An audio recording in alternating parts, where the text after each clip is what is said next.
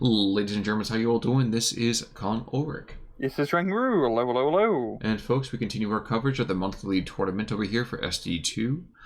We are today on Sianno, and Rank, who do we have and what are they bringing? On the left-hand side in the blue, we have Khers Foxes playing as the Herman Goering Panzer Division with a max income. Right-hand side in red, we have Gonzo playing what infantry division? 358th Infantry Division, or Corps, whatever, with a balanced income. There's too many Russian infantry divisions with numbers above 300. That's true. That's true. And none of them are Spartans, so, we can't really deal with that either, can we? But, I said to you, I was super excited already. We have a Sturmtiger down below, so hopefully we're going to get some beautiful, beautiful Death Star action. Yeah, unlikely. Blow up half the map. Yes, that's what I'm hoping for anyway. But I think it's ridiculous armor. Oh, yeah. Yeah, I was almost just going to make that comment. Just like, it's absurd. Why? Well, you're not going to put you on the, you're keeping that thing like a few kilometers back to shoot stuff, right? Germany, what were you thinking? Well, for me, I'm thinking, you know what? I'm going to go and put a battleship tank and put that and have it drive over land. I'm going to give it as much armor to make sure that it knows that bigger is still beautiful. It's a big bone tank, okay? It's a BBT. Yeah, to be fair, the gun was originally designed as a depth charge launcher, so... Well, first shell, it's coming up. It never gets old. No, it doesn't. I feel like I always should be happy playing the 1812 Overture whenever this guy's in the field. Yeah. But just looking at the actual deployment so far, we've got the standard fight over the town up north. Actually, pretty passive up north. Neither side trying to rush for the spindly long town. But actually, okay, all the way far north, Gonzo's actually pushing really well with TQC troops into the enemy forest. So that's a pretty good foothold. Yeah, and I think the P3N over here is going to find himself being caught in some hassles.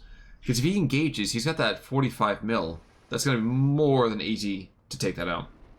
Yeah, he's going to find himself in a target-rich environment rather soon. Fortunately, his Russians don't have any anti-tank, so he should be fine. Herman Goering Pioneer, however, probably not so much.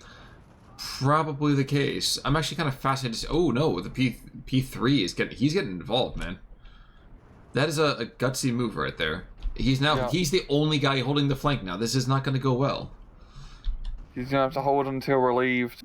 Because down south, more of the focus is here from Khers, bringing in some more Panzers and some Goring Ersatz trooping.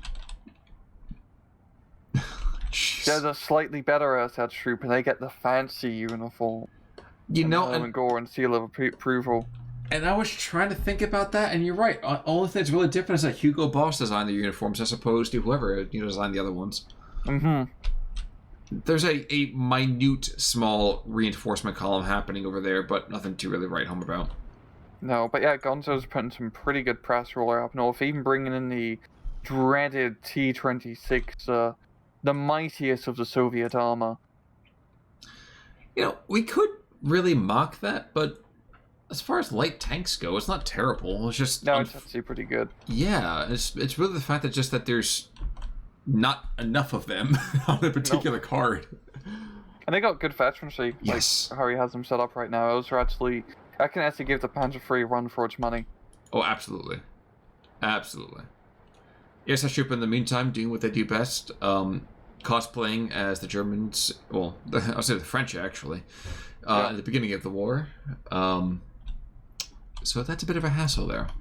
Yeah, they're just gonna get shot at, which I guess is the classic Ersatz troop and move. Too bad the tanks aren't moving a little bit down south to actually return to fire. Or the Sturmtiger's reloaded. It needs to do another kaboom. Well, absolutely. Absolutely. I think they should be able to actually engage that group of Sachitsky. Who's engaging somebody. Is he going for the Strelky DP, do you think? Maybe. Nope, he's going for the group of Sachitskis. But that's where he's changing himself over here. P-34s, P-4s, and an MG-42 engaging the southern part of that town. It would be nice. He actually wait. Oh no, never mind. He's going for the Sachitskis. Okay, that's a decent call there. Yeah. Worth mentioning, there's a ZIS-3 behind the town that was able to pick off a P3 just to the west of the town. You can see the burning pyre there in the meantime. And I did not appreciate quite how much firepower between the T-34, the two DTs, and the P4 with the two MG-34s, plus the HEs. Like, that's almost like a single Stewart firing at the town. Yeah, this is pretty good kills. I mean, Khers is really trying to push heavily into the town right now, and hopefully it can pay off, because he is slowly losing the far north. Really not much change. He just doesn't have that flag under control, and he's going to be pushing with some armor and infantry of his own. Actually could work pretty well, because once again, this infantry doesn't have any anti-tank. No, but there's an anti-tank down to the south, the ISU 122, who just picked off the P4, so that's going to be a bit of a hassle. Yeah, he's going to be in a great spot. Exactly, and this is one of those moments where, you know, the Russians didn't think that they were going to go and make their own vehicles weak to themselves. Like, this isn't Pokemon where psychic is weak to psychic kind of thing. The ISU 122 does not give a rat's back end about, you know, anybody else in the field. Yup, it sees tank, it blows up tank. Simple as. It's a real stank tank. You're absolutely right. Absolutely right. Air shots to the north in the meantime, we're going to see ourselves maybe a potential kind of, and I say push, I put that in heavy air quotes, because Akupa Sachitsky should be able to push it back with nary any kind of real issue.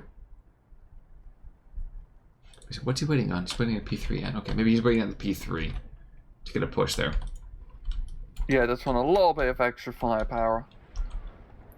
I'll tell you what he's also looking for in the south. Ju-87 clusters. He's looking for the ISU, and I think he's going to get over the target just in time. He might be able to pick up some infantry as well. Oh, that'd be a nice one too. Infantry unload, ISU goes boom. There we go. Really good pick-off here. There you go.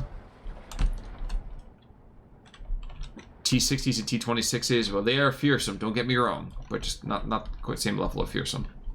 Actually, it could be pretty unironically fearsome right now, because there's no anti-tank down south here. For Khers, it's just infantry, so these T-60s can provide some fantastic fire support, and like Gonzo can actually make a pretty good push here down south, and really secure this town. Biryukin, in the meantime, freaks out the Ju-87 enough that he's not going to get a good engagement on that anti-tank position, and he's probably going to get a kill. Well done, Biryukin. You know, I don't know the real story behind this necessarily just yet, but I have heard that there was a Soviet air ace who didn't have any legs. Wasn't that a British one?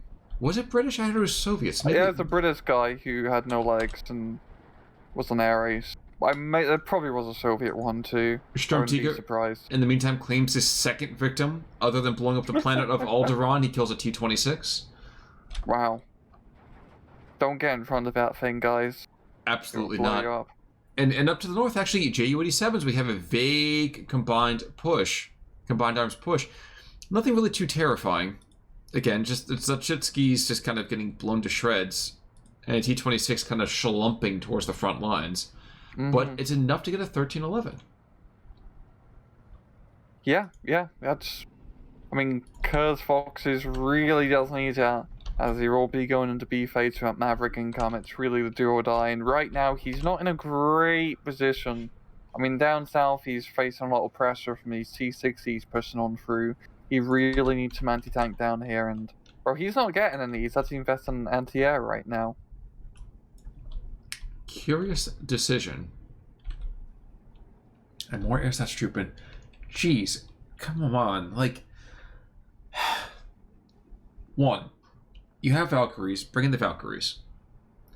Let the Valkyries ride, you know, as much as you can. You need them right now. You desperately need them. You can't send air stats trooping in there. You just see what happens every single time. But he's investing another 2 squads of that and 2 T-34s. So he's going to donate 2 infantry squads before the T-34s get there. I think the infantry of the T-34s isn't too bad. It's as long as the infantry spots the stuff and the T-34s are right behind. You know, you're just using the air trooping as bait. But road speed, 80 kilometers. Road speed, 49 kilometers. It's going to be a little bit. It's going to be a little bit. The air trooping just have to be very juicy bait. Oh, look where they're supposed to be deployed. They're both going to die.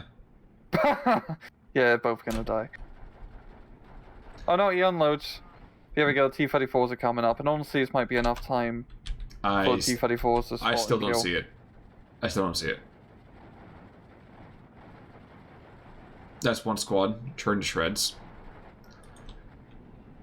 And now they have time to kind of just back away.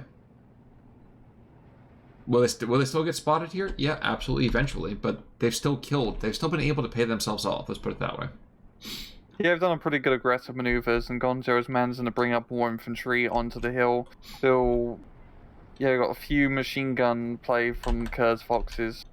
But the T-60 actually doing some decent damage. But finally the T-34 is being brought up, and they are going to finish up the T-60s on the hill. If he can kill one T-60 on the defilade, he'd be able to stomp his push out, because, yeah, there's not much anti-tank apart from that on Gonzo's side.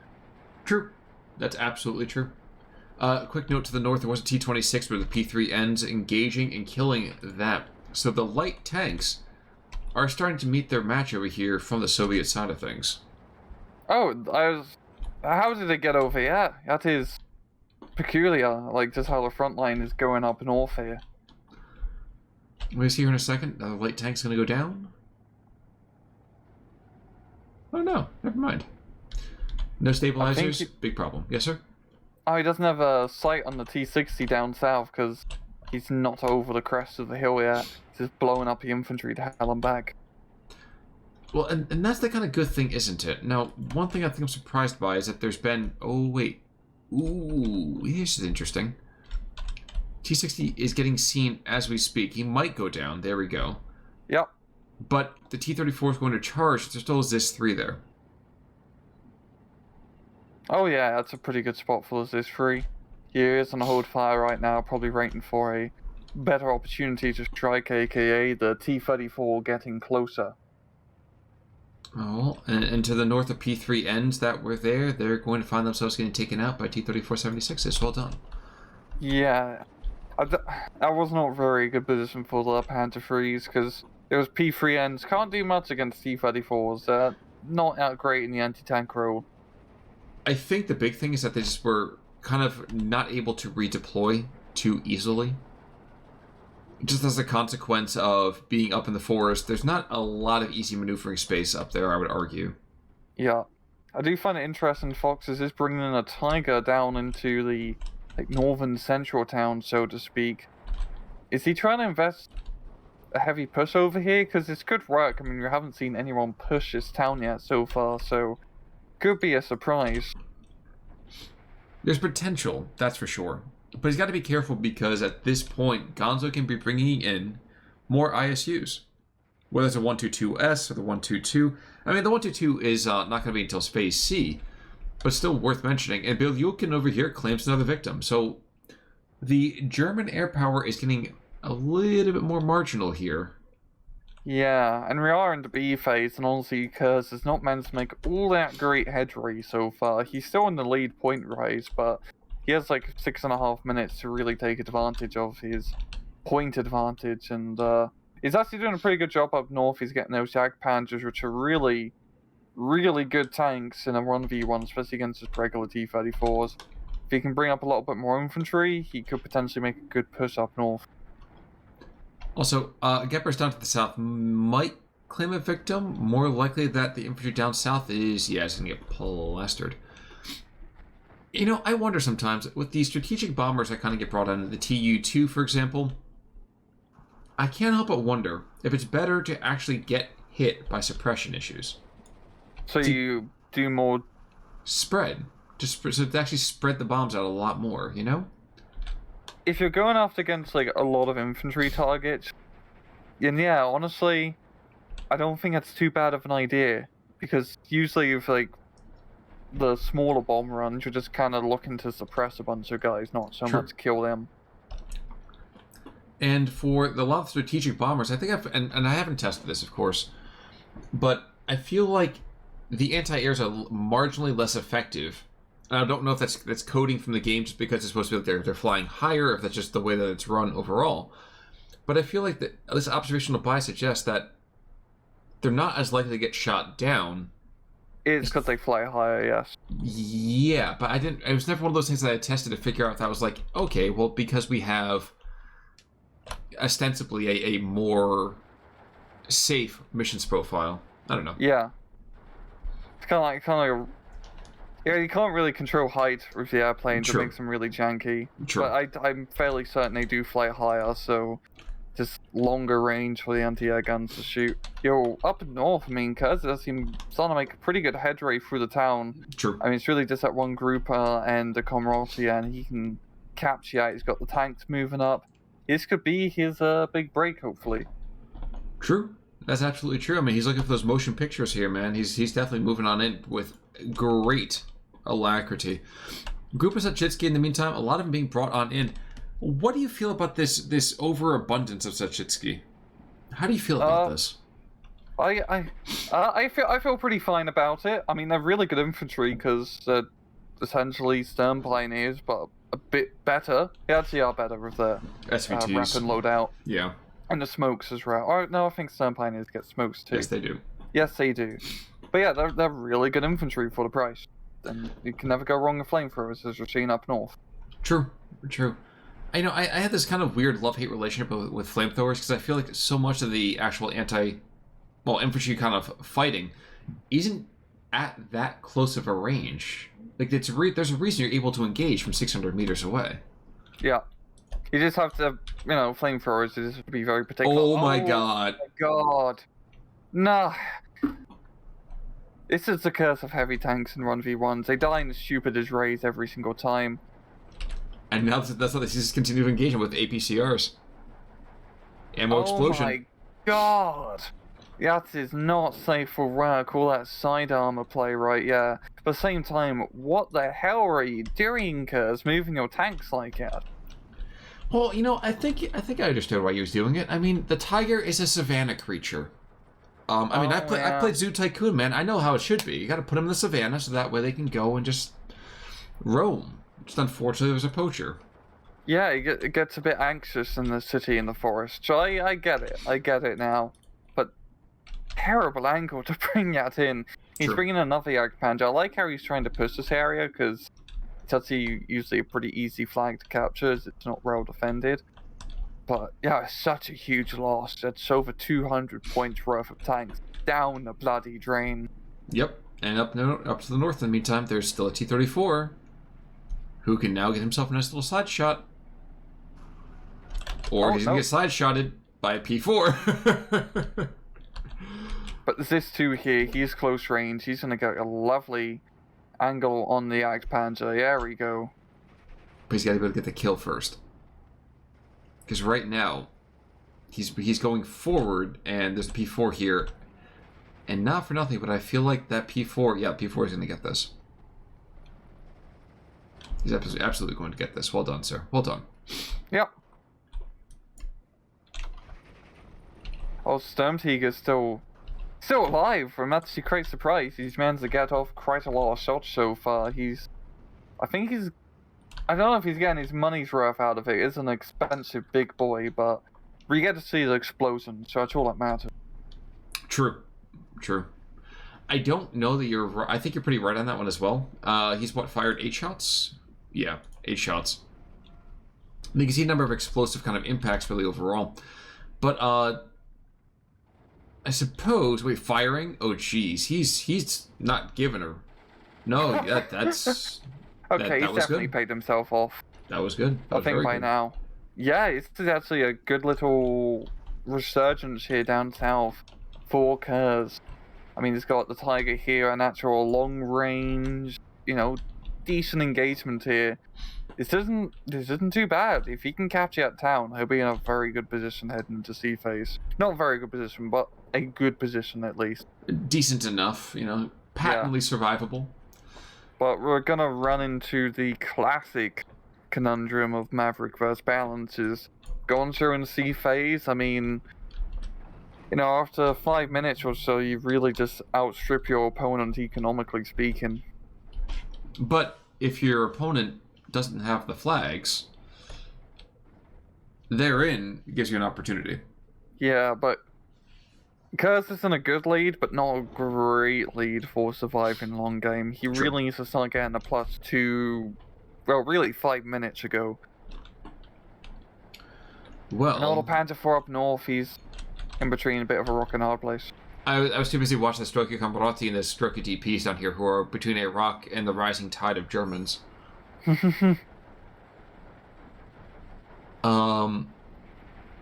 was I about to say? Oh, yes. I mean, you're saying about him going 5 minutes ago getting a +2 or -2. Well, if he just generates 1.21 gigawatts and gets himself by talking to some Libyans, I think we can definitely work some magic here.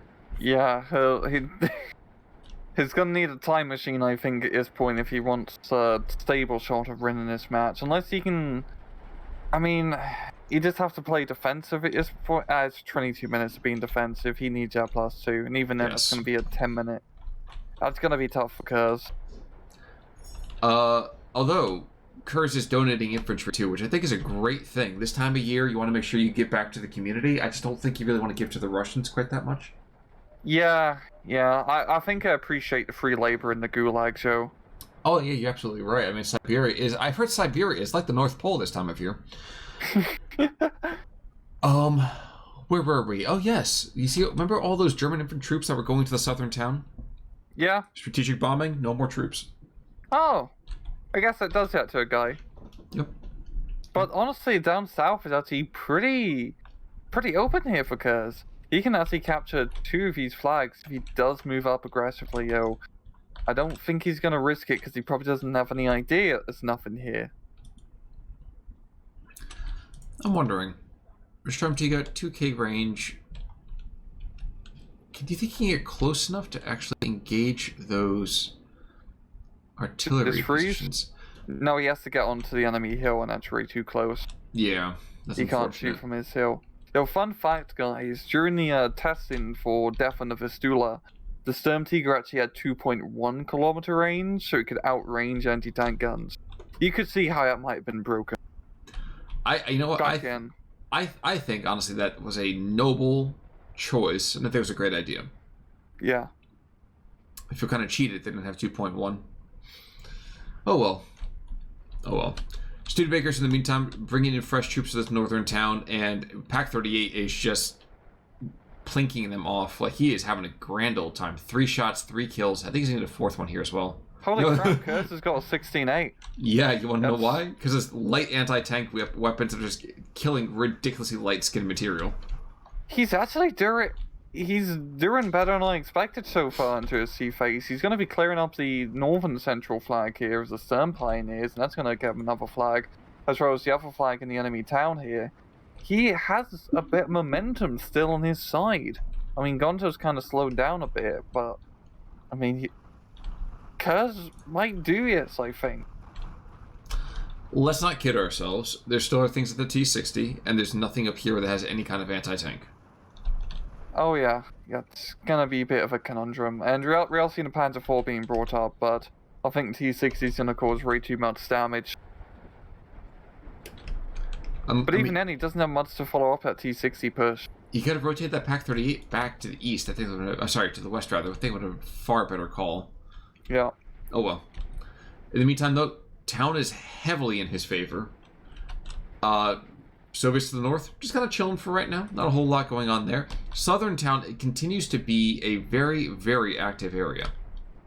Yeah, we got the Begley Grenadiers holding on for dear life, but yeah, with that little bit of open strip between him and the forest, he'd be able to keep the infantry pinned, and of course with the Sturmtiger, Sturmtiger does not forgive, and it does not forget.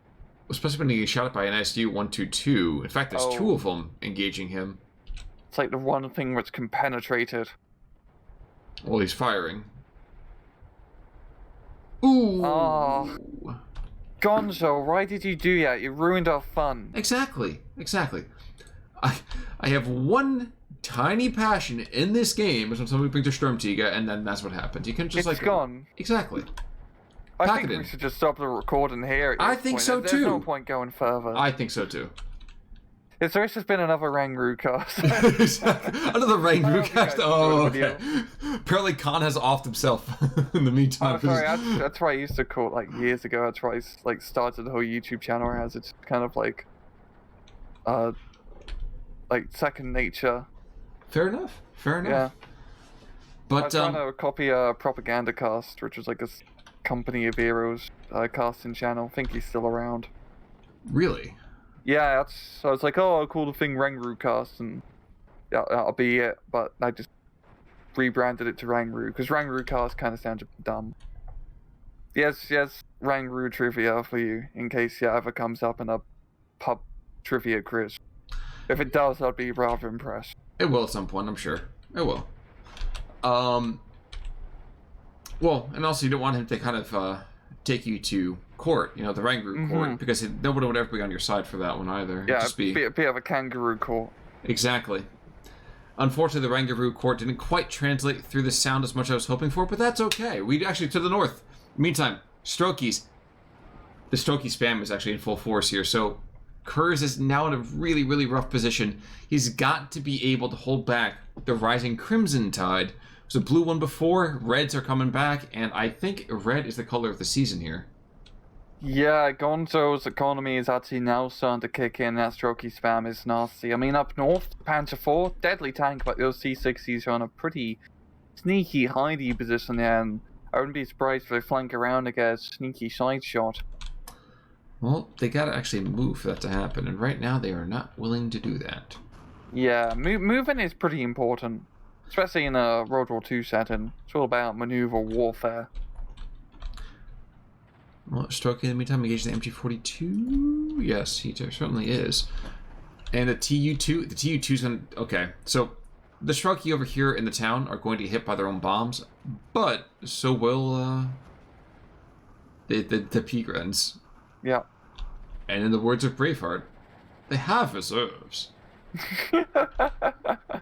Oh, but yeah, Khers had a really good momentum going, but now the economy has screwed him up, and I think he's kind of buggered at this point. You know what, man? If that's not a metaphor for adulthood, I don't know what is. You think you had some good momentum, and then the economy just screws you up, and just it's all downhill from there. Another recession, oh boy. Wait, where? What did I miss? ISU 122s. He's kind of coming to the front. We get ourselves a hefty amount. You know what I haven't noticed until just now? This is 376 twos. They've just been firing shells with wild abandon on the front lines. Yeah, they've been just constantly slapping shells left, right, up and down. Huh. Fascinating. Yeah. But the town fight is starting to go against the Germans here, and it's kind of easy to see why. Kind of hard to compete when you have, you're losing one squad to every one of his squads, but he's still got 4 squads in reserve, and you've got 1. So. And of course, with a Maverick income, you're not taking any C-phase infantry. Well, Gonzo has 2 C-phase infantry cards, so the numbers just don't add up here for Khers. But Khers says he has a 13-11 again. I don't think for long, but it's a slight, breath of resurgence. I think, ironically, right now we're starting to see the Valkyries actually getting brought into the map. So, the Valkyries coming in to pick the champions from the slain, and there certainly have been more than the fair share of slain on this map. Oh yes, many slayings have been had. It is the season to slay. Do you go on sleigh rides? Is that what you're trying to tell me? Yes. Gotcha. With a claymore. What type of claymore? I'll let you think of that. There's something about a joke about having the point, maybe more of an explosive attitude, but I think I'll leave that to better men who will probably make that sound a lot better than I.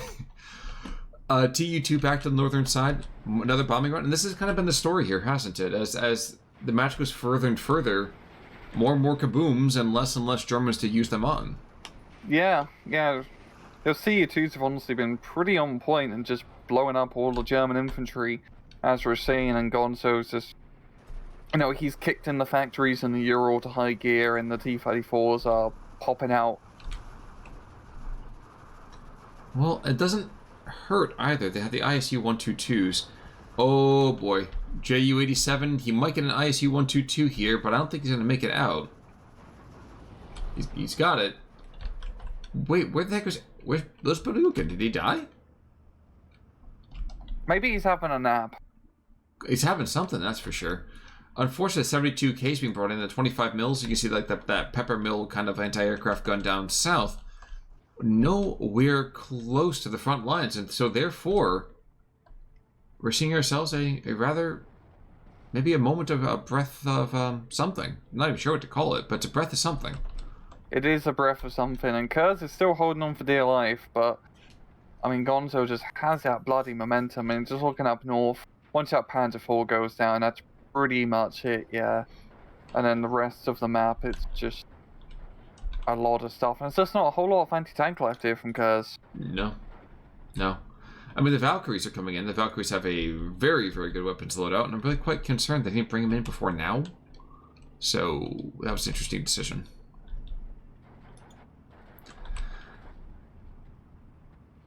Strom Pioneers might be able to pick up a T-60. Not sure that was really my first decision on that one, but that is a very interesting idea. Yeah, it's a very interesting idea. Honestly, flamethrowers would probably be a bit more effective against tanks, but I'd probably be some balance issues with that. Oh yeah, I think if you were to like, shoot a flamethrower into an engine deck of a tank, it wouldn't have a good time. Oh yeah, absolutely. Yeah. Unless you're in, like, you know, the Russian winter, they probably appreciate some free heating. Oof. Well, I'll tell you, those Valkyries are actually now going to Valhalla. They don't even have a grave. They're just they're in every direction, man. They're just atomized. Yeah. Yeah, near the church at least. That is true. That is true. Although it'd be kind of ironic if, you know, Viking shield maidens over here are kind of okay being with Christian holy grounds. Orthodox. An Orthodox. Yeah. An Orthodox church of all things, yeah. Gets a bit complicated, yeah. True. And with this next bombing run, these Gepards, these Gepard crews have just got to be exhausted. Like, dude, like, just stop bombing us, man. Like, just... leave us alone. Exactly. Unfortunately, the Herman Goering Pigrens, one's going to get at least stressed. Yes, I would be very stressed myself, I'm sure. Looking down to the south, I'm surprised we haven't seen more of an attempt to pick off this Begleit Grenadiers or if this Ersatz troop in the tiny little, like, blue schnoz poking into the red lines. Yeah.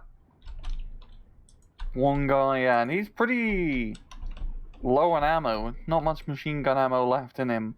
We're just seeing this constant artillery barrage, including the 210mm Morsa, which is just zooming in. That is a chunky gun. I mean, that's the off-map artillery for some divisions. True. Actually, that was the one that, in Company of Heroes, you could put that on a map, and if you were really just kind of memeing, you would put like 3 or 4 of them and just shell the enemy's HQ the entire time. It was awful. Yeah. Oh, the artillery spam was fun. Not to be on the receiving end, but absolutely it was pretty not. fun. Absolutely not. Take us to ×2 at 3320. Sure, I'm just watching a Ju-87 plaster the front lines, but yes, there we go, and ×2. Go for it, sir. Yeah, because I think it's pretty clear who's going to win this match. I think we did. I think we won this match, but we are going to see actually some light tanks and Strokies moving on forward, backing up T-34s. Gepard trying to engage him. Plucky little individual there, but I don't think he really wants to be too close. And indeed, yeah, he's hiding in the trees. For all the good that's going to do him. Oh, no! Whoa! The little Gepard Jack could. Didn't even have AP ammo. That's actually very impressive. Well, if you shoot at the driver's slots, maybe you just kind of like sneak one in there somehow? I don't know. Yeah, he must have been playing a lot of War Thunder. Dude, P2 is, I think, the best early tank, without a doubt. It's pretty broken. I'm saying this as someone who drives a P2 a lot. Well, I imagine in the Canadian winter, that is probably a good thing. Mm-hmm. Strokey, in the meantime, up north, I kind of want to know if they're going to run down south and try to pick up the P4s. The P4s decide, we're going to detour. This is a rough part of town. So they're just kind of going the other direction here. And grenade, yep, that's one. And the other one goes down courtesy of, I believe, the Zis-2. And yeah, that's it. That's totally good. Yeah, it's 16-8 for Gonzo. He pretty much has this in the bag. Yeah, when the scout troops are coming in and just cleaning up the front lines, you know it's over. Yeah. There we go. And Khers does the honorable thing and throws himself on a sword, and honestly, that is about what I expected in terms of the KJ. Yeah, roughly 1,000 or so, nothing too crazy. Looking at kills, TU2 doing good, and